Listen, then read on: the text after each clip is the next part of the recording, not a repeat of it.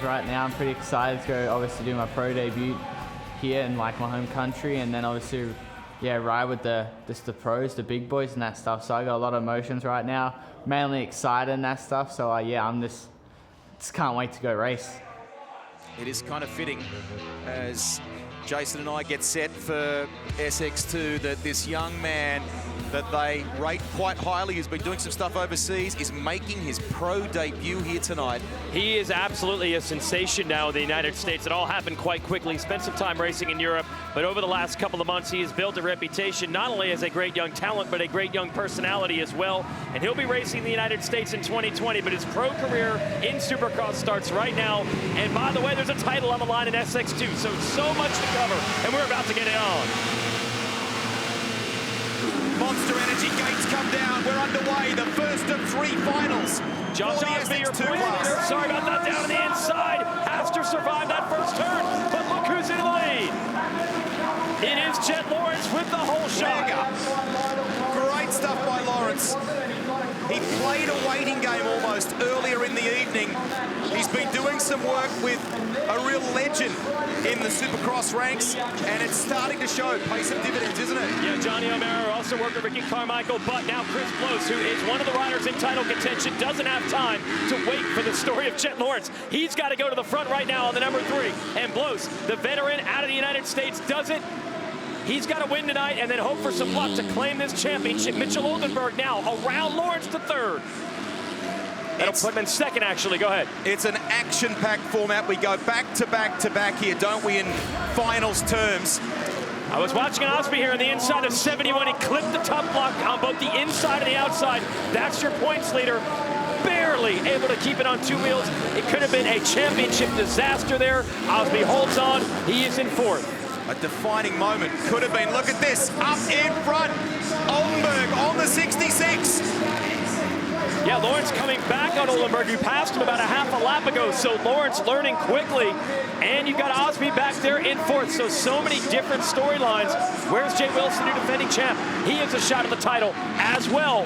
But right now, Chris Blows, who has to win this race, is doing exactly that. So, Osby comes into the final round here at Marvel Stadium in Melbourne on 87 points. Chris Blows on 83. 4 points between them. Blows is doing everything down. Osby is down. A huge shake-up for your points leader. Now he's got Jay Wilson 3rd points right in front of him. So Osby was able to escape turn 1 clean. 2 laps later, he goes down. This could be huge for the title. Big heartbreaker for Osby, who is learning what it's like to deal with championship pressure. He seemed pretty relaxed last time out in New Zealand. He seemed pretty relaxed this afternoon. But when the bright lights come on, things change in a hurry. Great shot. Boost Mobile Cable Cam putting you trackside right in the thick of it. Doesn't get any better than that. Meanwhile, Oldenburg could be the championship spoiler. He is going after Blows. The lead, the 66. Going to work outside lines. Back to the inside now to try to get the lead. Blows has got to maximize it. I think this is your point, isn't it? He's got to make the most of the advantage that he now has. Ooh, another rider down. Yeah, but absolutely, Rusty, you're right. Blows has to win this race to maximize his opportunity to win the title, but Oldenburg stands him up in the corner and says, I don't care about points, I want to win races, and that's what he's got now, the lead. We got a glimpse of it. We think that was Caleb Barham before, the rider that was down, so yellow flag being waved. Mitchell Oldenburg, Chris Blows. In title terms, obviously we're wanting to know Joshua Osby, 19th on the timing last time by. Man. When you go down early on lap 2 of a race, you don't have to crash hard to lose a ton of time because everybody's still bunched up. So now Osby is in a desperate situation from the back. Blows is battling for the lead. I have to wonder, though, Greg, I don't know if Blows saw Osby go down. So maybe Blows could be in a safe championship situation right now with Osby in the back. He probably doesn't know that. Amazing. And they go from this into final number 2. Another incident here now. We've got some concern, I think, from one of the race safe teams, so we'll keep you updated on that. The 3 is Chris Blows. Well, what it's going to impact is Blows and Oldenburg battling for the number 1 spot. They are teammates, and by the way, with these yellow flags out, they've got to be very careful to roll off the gas in those yellow flag situations and not incur a penalty. That could be a disaster when every point's going to count for this title. Oldenburg, new to the Australian Supercross game. I talked to him this afternoon. He said he really only rode the bike 2 days before the first race, and he has learned the hard way that the format's different, the tracks are different. He's a very fast, talented American rider, but adapting to the game has been difficult. And here are the yellow and now red cross flags that I mentioned. They're going to have to work their way through safely and not incur a penalty. So we have 2 laps remaining in this one now. 66 is Mitchell Oldenburg aboard the Honda. Chris Blose, bike 3. Jett Lawrence on the 49 sits in 3rd place. Then Jay Wilson with the #1 plate, the Yamaha rider, in 4th place. Osby is 17th right now. This is huge. A changing moment, a defining moment potentially in the first of our 3 finals in the title race. And remember, Osby also had a crash. We had our heat races earlier in the evening. He fell down. He barely made it back to gain the final transfer in the heat. So it has been a very rough night for your series leader. Oldenburg might be leading in this first of 3 mains, but this second place ride for the #3 of Blose is huge. It's going to give a big leg up in the standings. Final lap, they're on their way home. Still 2 races to come. Blo's not done. He's going back after Oldenburg.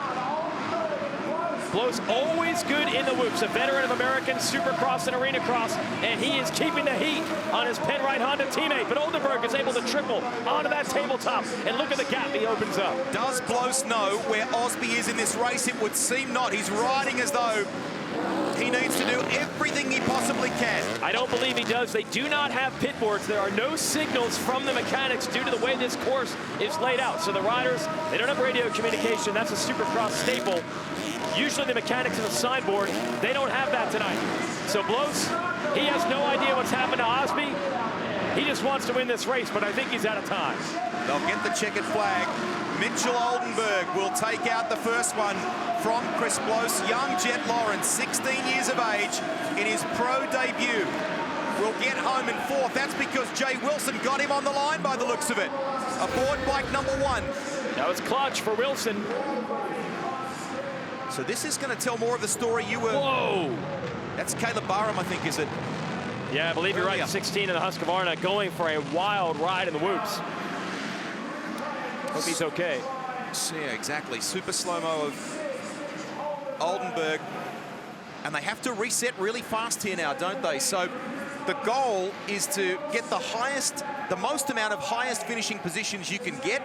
And then we give a points scenario that's very similar to the old Formula 1 point score, in fact. 25 for the win overall, isn't it, for the right, 3 so races? it's Olympic or almost, say, golf scoring well done. to determine the overall. So if you get 3 first-place finishes, you score 3 points, you're the overall winner, and then you get 25 championship points for that.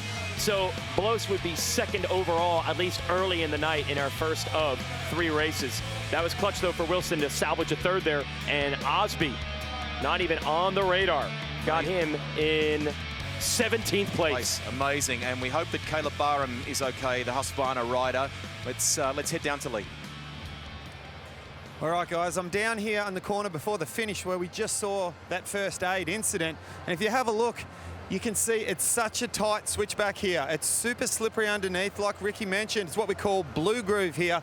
You can see the rubber band laid down on the inside, but on the far outside, it's completely blown out, super soft. You have a look at this, nice dirt, but super soft. Look at the size of that boulder right there. I can barely even move it. So that's what the guys are fighting with in this corner, but you open yourself up so much for a massive block pass, and it's on the final corner, so why wouldn't you do it? Makes sense. Hey, be honest, you had your eye on that for the garden at home, didn't you? I sure did. Let's add a rock to the collection. Why not? Well done. Great spotting there, and we'll hear more from Lee as we go tonight. Some highlights of this race, and a lot unfolded in this one, Jason. Critical in the way the final 2 races may play out, the title may play out in SX2. Great start for the 49 of Lawrence in his pro debut, but veterans of the Supercross game came after him. There's Osby's crash. That was very costly. He was running 4th. Oh, that brutal crash there in those whoops. They're very slippery across the top. Easy to get rear wheel spin. Here's Oldenburg from 2nd to 1st around his teammate Blose. Blows would fight back, take several swings at it, but was never able to reclaim the lead. And with that, Oldenburg has race win number 1. 7 laps. We have 14 to go. 2 more races, 7 each. What happens in the little reset here? What goes for, you know, teams, riders, all that sort of thing? Well, not enough. It's not enough time to tweak the motorcycle, and I can also tell you it's not enough time for the riders to bring their heart rates down. This is almost like interval training, you know, running the stadium steps, and then you take a couple minutes, heart rate's down from where it was at the end of the race, but it's not all the way down to resting pulse rate. And they've got to refocus on the gate, so a lot of up and down with adrenaline, the emotion, the heart rate. And if you're Josh Osby, so much pressure on that number 71 is all the way to the inside. He has to rebound. Your points leader, 17th in the first race. Dig deep, do it all again. Second of 3 finals here to decide the champions. Oh, someone's really struggled away from the gates there. Poor start for one of them. Let's see if they get through this left and right. Oh, it's ugly. It's ugly through there. No good. Webster down in turn number 2, but it's another good start. Jett. How about this, Jett Lawrence? He is the Jett. Great start by Lawrence. 16 years of age from the Sunshine Coast in Queensland. As we said earlier, it's a little like the handing over of the baton tonight, the changing of the guard, with Reed announcing that it's his final professional ride in Australia, and this young man emerging for his pro debut. What a start. Yeah, and the book on Jett Lawrence is he has the tools, he has the talent to be a Chad Reed type into the future, but right now he just needs the experience. Meanwhile, behind him, the 71 of Osby is getting bumped and banged around, and he just got passed by his main championship combatant, the number 3 of Chris Blows. What a blow for Osby. That's got to hurt in psychological terms. Great job aboard the 3 by Blows. Well, you've covered a lot of events of this caliber yourself. You know when it's a final round and the points are close pressure, you really can't replicate that until you get here on race day. And obviously it has been tough on Osby to carry that number 1 plate with a slim points lead, especially over a rider like Chris Blows, who has a ton of experience. Oh, the shortcut. You can take that shortcut once in the 3 main events. A lot of strategy at play here. I believe Blows just executed it. That's a good point that we'll make in both finals for both classes. The Repco shortcut, something very special, and as you said, you can use it the once, play that card the once. Blows in second now and stalking Jett Lawrence for the lead. Aaron Tanti, who also has a shot at the championship, another young Australian. He is in tow in third. Blows all over Lawrence. Let's see. I think you're almost seeing gains and lessons learned by Lawrence with each race and each lap. He's already better than he was in the first main event 5 minutes ago. Nice observation, spot on. Osby sits in 5th place aboard the 71. You're watching Jett Lawrence, little ragged there. That gives Blows a sense of what the youngster's riding like. But he just needs to keep it tidy, Chris Blows, doesn't he? Well, a lot of times you hear the difference. The young riders can put in fast laps when they're perfect. The difference in a young rider, inexperienced, and an experienced rider is when things start to go wrong, like it did in the Whoops, they don't necessarily have the experience to gather and back up. So far, so good. Lawrence did save it there. But that had to get the heart rate up when the bike starts going side to side over the top of those whoops. And there is Blows right behind him looking to take advantage. And we should point out, too, that the Lawrence family, it's a racing family. It's not just Jett Lawrence that is good in this domain. Yeah, his older brother Hunter, unfortunately, is out with a knee injury, not able to compete. But he is absolutely on the radar as one of the next maybe greats in American racing as well. So Hunter and Jett Lawrence coming through the ranks together. And Jett is awesome to get him back here in Australia. Check it out. It looks like Blows is now in the lead over Tanti, and a rider down. 2 riders down. Got collected, I believe, was Kawasaki and a KTM. Yep. Yeah, oh, some drama here for Alex Larwood, I think, on the 5. The Yamaha, they're all interlocked. That's no good. Back up in the battle for 2nd place. They have gone back and forth. That's swapped around, haven't they? Yeah. Yeah. So Lawrence back in the lead from Chris Blows. And remember, Blows made short work of him in the first main event, so this is the improvement we're talking about. But the whoops have always been a specialty of Blows, and he's using it to pull up close to the 49, now to the inside. Lawrence, though, despite the pressure, riding well. All good learnings for Jett Lawrence. Oh, and a huge crash behind him. I think that might have been Wilson. Big crash. Is that the rider, the number 1? It It was a Yamaha. No, it was Tanti. Aaron Tanti. Tanti was another rider that was in championship contention coming into this one. So much carnage. 1.5 races complete. We've seen nearly everything that could happen. And now another pass to the lead. Blos going through on Lawrence. So the veteran waited him out, and now it's the #1 spot. Tanti was third in the points race coming into this event, and he was third in this race when that incident happened. So right now, Blos from Lawrence, Jay Wilson, Joshua Osby is fourth. So that's a little positive, but it's not enough given what happened in that first race. No, and Blos, if it were to end like this, would be sitting on 2-1 scores. That'd be the best overall heading into the third race. So it's a must-win situation, and he is winning. So that's the veteran experience of Blos. With the pressure on, he has risen to the occasion. Really hope that Aaron Tanti's okay there. You can see the Race 8 team with him. So we'll get some updates in injury terms as we go here. Blos, Lawrence, and I think Wilson is closing in on Lawrence here as well for second place. So let's have a look at this. Yeah, the pass for the lead here. Oh no, it's the crash for Tanti. And he actually stepped off the bike. He only had 1 foot on the pegs. Did he know he was in trouble mid-air, maybe? Yeah, I would think. And as Ricky Carmichael told us earlier, that corner leading into the triple is very slick. As we watch now the #1 of Wilson get up alongside and pass Lawrence. They have to roll the jumps due to the red cross flags that are out for Tanti. Oh, that was an awkward crash, wasn't it? Yeah, this ground is so unforgiving. It is like landing on concrete. Even though it looks like dirt, it is as hard as rock. Jay Wilson, not only around Lawrence, but all over Blos for the #1 spot. Great work by Wilson, 5th in the riders' point standings coming into this. Checkered flag for Blos. And Lawrence will get home 3rd with Wilson splitting them. Osby finishes 4th aboard the KTM. But that's not the result he needed.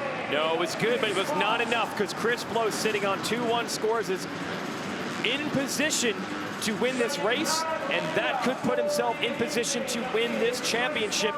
And I know I've stressed it several times, but I cannot say it enough. I've seen Chris Blos in arena cross style championship races before, just like this. And for the rest of the riders in this SX2 division, most of them very young, most of them not used to performing A, on a stage this big, B, with a championship on the line.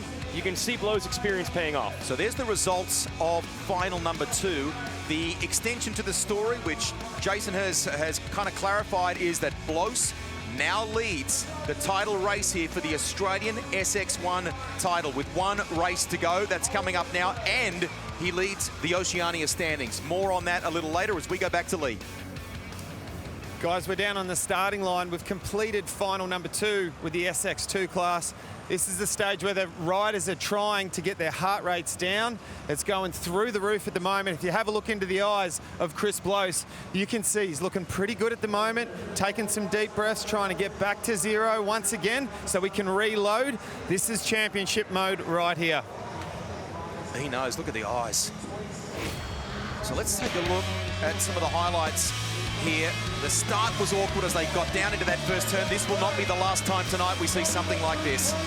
Now, quick crash there, I believe, from Webster. Jett Lawrence jets into the #1 spot. Then a couple more crashes, and everyone gets tangled up Sinai, and more carnage to come. This was the worrying one. Yes. Aaron Tanti, and it clearly, as you pointed out, started from the corner before, didn't it? I think he knew he wasn't going to make that triple. He tried to abort that, and hopefully that was the better decision. Then finally Blos. It took about 5 laps to finally make the pass and make it stick on young Jett Lawrence. Lawrence is learning quickly, but Blos has got to go. He's got to win races, and now we focus on Osby. He's got to be so frustrated. A 17th and a 4th in the 2 main events. Now your points leader has to win and has to hope that Blos has problems in this final race. This, as you have often pointed out, is a reminder that a championship takes place over all those rounds. I mean, Osby came in a 4-point leader over Blos in the space of 2 races. This is the final one for 2019 that's about to play out. The game has changed. Blos, looking so determined, so fierce there a moment ago, finds himself on top of the points for both the Australian title and the FIM Oceania title. Very special moment if he can clinch it. So I think for Osby, you're going to have to hope for help. The good news is there's such a deep field in this SX2 division. There are riders that could get between he and Blos in this race. But the first job is Osby's got to get out front and win it. That's all on him, and then he has to hope for some good luck. I will say, though, if you're Osby and you're looking for something positive to work off of, we've seen so much carnage in these first 2 races. It's not out of the question that Blos could have a problem in this 3rd race, and suddenly you can get right back in it.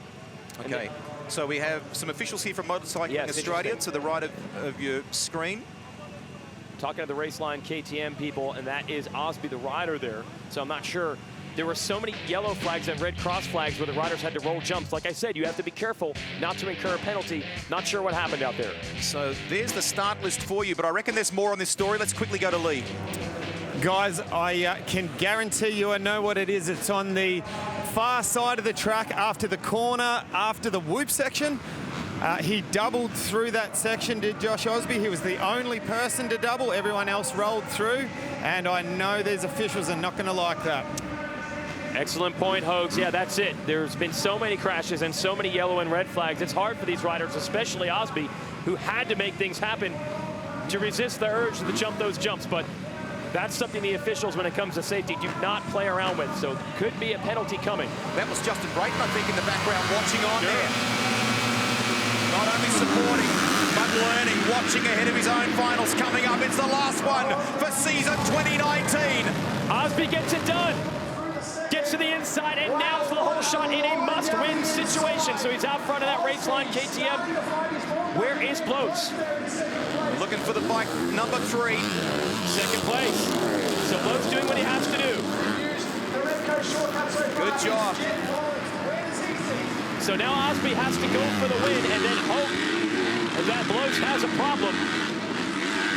And on this racetrack, that can certainly happen. You can see how slipping it is. Oh, clipping the landing. That would have got the heart rate up. That could have gone absolutely pear-shaped with that awkward landing. Replay, monster replay into turns 1 and 2. Credit for Osby, the most nerve-wracking moment of a Supercross race is a start. And with the nerves of the championship, he was able to execute under pressure. So well done for the young man out of the state of Indiana in the U.S. But now it's changed. Blos is in the lead aboard bike number 3. And Osby's bike is smoking. Guys, I was just going to say, and you picked up, I believe it was you, Weege. Look at the smoke coming out of the back of Osby's machine. This is disastrous for the guy who is leading the championship coming into the final round. What has gone wrong with the KTM? Everything that could have gone wrong for Osby in this race has gone wrong. Redco shortcut comes into play. You'll see more of that throughout the night. Good stuff. It was Jett Lawrence taking advantage to move up to 2nd. So now Osby, you got to wonder, is that bike going to get to the finish line at all? He lost a position only because Lawrence took the shortcut. He's still running at race pace. It's Oldenburg now trying to get around Osby, and that's big because Oldenburg is Blos' teammate on the Penrite Honda, so he would love to pass Osby and help Blos' championship cause. Osby's thrown caution to the wind here. Doesn't matter what happens to the bike. Gas it, go, no matter what here.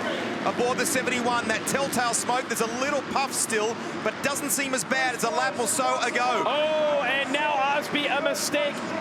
And I've got to wonder if this is potentially related to the bike problem or has it become unraveled in so many ways.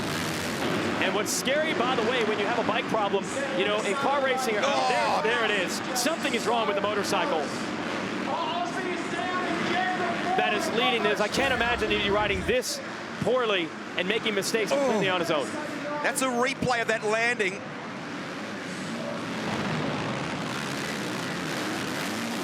It started so well in the final race, and it's just gone south, Lee. Now, guys, from down here, we can see from up close, I'm only about 5 meters away from the finish line jump. It's coolant coming out of the bottom of the motor underneath the bike. You can see it spraying out. Now, on an outdoor motocross track, yeah, it's no good. Your bike will lock up. On a Supercross track, if it locks up at the wrong time, you have got so much drama. Yeah, absolutely, because Jett Lawrence has lit up this crowd at Marvel Stadium. The young Australian has taken the lead. Was that an awkward landing? Sorry to cut across there by Blos, and that helped maybe Lawrence into it. We'll check the replay, but you're right. The Jett is on fire here in the final. Leading from Chris Blos, Mitchell Oldenburg third, Honda's 1, 2, and 3. What I love about this SX2 class here, it is always close. Even Jay Wilson in fourth of the Yamaha is right there. So any of these riders, like you saw from Blos, they make a mistake, the deck can be shuffled in a hurry. And Oldenburg is the next rider in line. Close looked over his shoulder there. I think he's aware. He's aware of the dramas for Joshua Osby. He doesn't need to do anything silly here. Through comes the number 1 of Jay Wilson, up into third place. I think you're right, Rusty. You're seeing Blos let these guys go by without much of a fight. Surely he was briefed on. Osby is way back in points even going to this race. Aaron Tanti had a shot at the title. He crashed out of the second race. Wilson had a long shot at the title. He has had his problems. So for Blos, perhaps the focus is on bringing it home, opening the door for Jetson 49, who's looking for the win up front. Australian title for Chris Blos. What a great story that would be. Super cool. And he's rolled out of it. Mitchell Oldenburg on the 66. There's Lawrence aboard the 49. What a way it would be in his pro debut to wrap up the night here at AusX Open. Gets a little ragged there, though, on the 49. Yeah, the whoops almost got him again. That was the entrance to the corner after the whoops. He got sideways, barely got it stopped, barely kept it on the racetrack. And that has allowed Oldenburg and Wilson to keep Jett Lawrence in sight. But you can see it, 3 short main events. He was okay in the first one. He was better in the second one. He's at his best in the third. So what a quick Wilson. Oh, Wilson trying to get inside of Oldenburg. Nearly washed out the front end. So it's still happening here on the final lap.